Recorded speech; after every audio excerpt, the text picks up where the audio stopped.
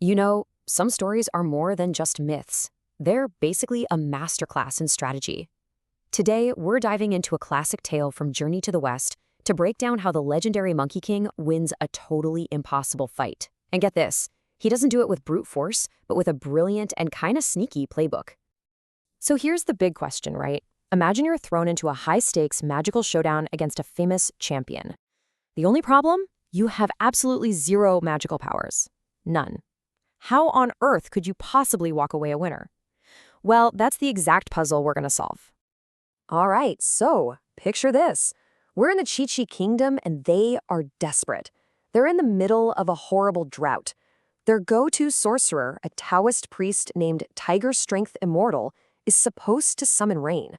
But it's a total bust. Right there, in front of everyone, his magic completely fails. The stage is perfectly set for a new challenger. And bam! Into this super tense moment walks our favorite trickster hero, Sun Wukong. He doesn't waste a second.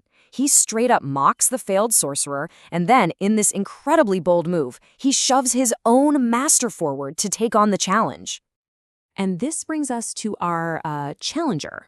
Sun Wukong literally pushes his master, the super devout and gentle Tang Monk, onto the altar. Now, you gotta understand, this guy is all about faith and scripture, not spells and special effects. He is the ultimate underdog. I mean, the mismatch here is just ridiculous. On one side, you've got the established champ, a professional sorcerer, even if he did just fall flat on his face. And on the other side, Tang Monk, a guy who doesn't even pretend to have any magic. The odds could not possibly look worse for him. And Tang Monk says it himself. He turns to Wukong and basically says, "Dude, I don't know how to do magic tricks." He has no spells, no secret words, nothing. This just raises the stakes through the roof. He's been thrown into a fight that he is completely 100% unprepared for.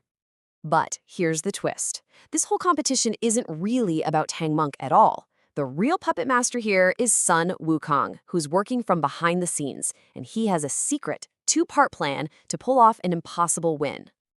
Wukong's plan is just brilliant, and it's all about misdirection. Step 1 is the diversion. Tang Monk sits on the altar and just chants his scriptures.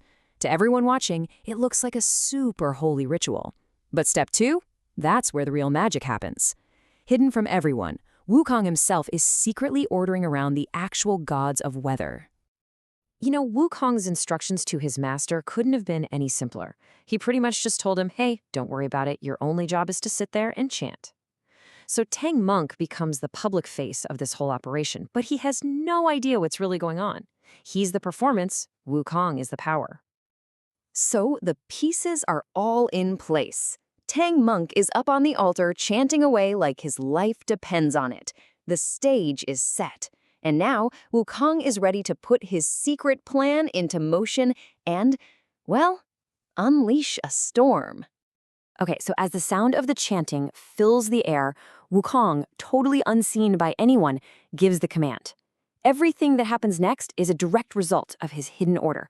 But to everybody there, it looks like an absolute miracle being performed by this humble monk. And Wukong's control is just absolute. First, he summons this powerful wind that starts kicking up sand and rocks. Then he calls in these dark, heavy clouds that just blanket the entire sky. Next comes the thunder and lightning. And finally, the heavens just open up and it starts pouring. And we're not talking about a little sprinkle here. This is a full-on deluge. The plan works better than anyone could have imagined. Pretty soon, the streets of this bone-dry city start to flood with all this rain. It is way more than anyone was expecting. It works so well, in fact, that the king of Chechi actually starts to panic. He's shouting out, begging Tang Monk to make it stop, to take back the spell.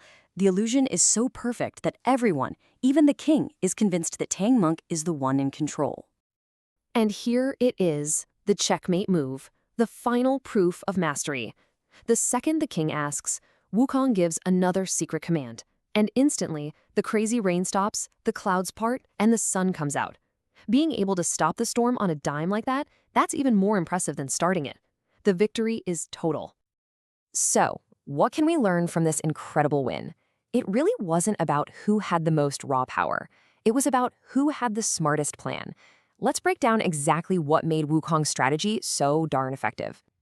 Wukong's playbook really comes down to 4 brilliant moves. First, teamwork. He used his partner's biggest strength, Tang Monk's holy reputation, as the perfect cover. Second, appearance versus reality.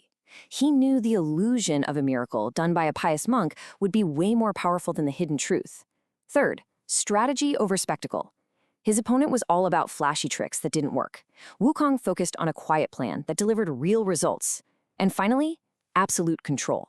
Stopping that rain instantly was the ultimate power move. It proved their mastery was undeniable. And that really leaves us with one final thought, doesn't it?